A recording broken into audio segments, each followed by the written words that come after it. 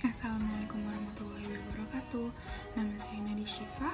Di sini saya akan menjawab pertanyaan dari Bu Hartati, yaitu bagaimana mekanisme sistem imun dalam menghadapi virus dan sel apa saja yang terlibat di dalamnya. Ketika virus menginfeksi inang, virus akan menyerang sel-sel inang tersebut untuk bertahan hidup dan bereplikasi. Dan ada beberapa mekanisme yang digunakan untuk membunuh virus tersebut di dalam tubuh. Itu tuh ada makrofag yang akan menelan partikel virus tersebut. Lalu ada sel-sel sitotoksik. Nah, sebelum ngebahas ke sel sitotoksik lebih lanjut, pada sel sehat yang normal itu tuh memiliki special reseptor di permukaan sel tersebut yang disebut class 1 MHC atau Major Histocompatibility Complex, yang dimana itu mengandung protein. Ketika virus menginfeksi sel, ia mulai mengambil alih produksi protein di dalam sel tersebut. Nah, beberapa protein tersebut itu melekat pada MHC, dan sekarang protein yang melekat pada reseptor tersebut telah mengandung virus. Lalu ada sel yang bernama sel T atau T cells yang merupakan salah satu jenis sel darah putih. Nah, salah satu jenis dari si T cell tersebut yaitu cytotoxic T cells, yang dimana tugasnya itu tuh berpatroli, bersirkulasi untuk memeriksa apakah protein yang ada di MHC itu merupakan protein yang benar. T cells juga yang mendeteksi apabila protein tersebut mengandung virus. Saat terdeteksi adanya virus, cytotoxic T cells akan melepaskan cytotoxic factors yang memiliki granula, sejenis zat beracun yang menurunkan dan memecah sel.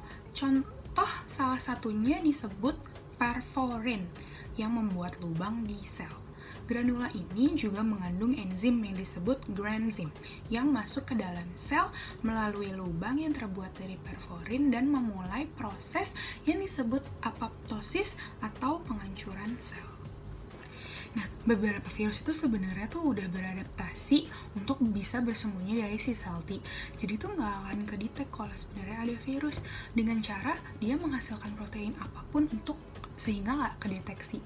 Nah, kalau dalam hal seperti ini, tubuh memiliki cara lain, yaitu natural cell killer, yang ketika sel natural killer menemukan sel yang menampilkan lebih sedikit MHC normal, ia akan melepaskan zat beracun yang mirip sel T sitotoksik.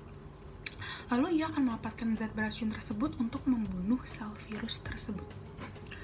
Lalu, cara yang lainnya itu ada interferon. Interferon merupakan cara lain tubuh untuk dapat melindungi dirinya sendiri dari virus. Interferon mencegah replikasi virus dengan secara langsung mengganggu kemampuan mereka untuk mereplikasi sel yang terinfeksi. Interferon juga bertindak sebagai molekul pemberi sinyal akan keberadaan virus tersebut. Lalu, digunakan untuk meningkatkan jumlah molekul dari class 1 MHC di permukaan, sehingga sel T yang bersirkulasi dapat mengidentifikasi dan menghancurkan virus tersebut. Nah, metode terakhir yang digunakan tubuh untuk menghilangkan virus adalah melalui antibodi. Antibodi menempel pada virus yang membuat virus tidak dapat menginfeksi sel lain. Antibodi adalah protein yang secara khusus mengenali patogen yang menyerang dan mengikatnya. Pertama, antibodi menetralkan virus sehingga tidak lagi mampu menginfeksi sel inang. Nah, antibodi itu kan ada banyak, dan mereka dapat bekerja sama untuk menyebabkan partikel virus tersebut saling menempel dalam proses yang disebut aglutinasi. Mekanisme lain yang digunakan oleh antibodi untuk membasmi virus adalah aktivasi fagosit. Pasti tahu dong fagosit, di mana sel tersebut menelan dan menghancurkan virus. Tetapi sel fagosit ini harus diaktifkan oleh reseptor Fc dengan yang diproduksi oleh antibodi terlebih dahulu.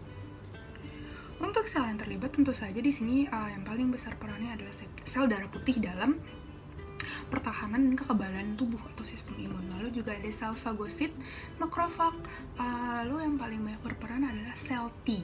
Ada 5 jenis. Sel T sitotoksik, sel CD8 plus T, sel T pembantu atau sel CD4 plus T, sel T penekan, natural killer, dan sel T memory. Sekian jawaban saya akan pertanyaan Bu Hartati. Semoga saya mendapatkan nilai yang memuaskan. Assalamualaikum warahmatullahi wabarakatuh.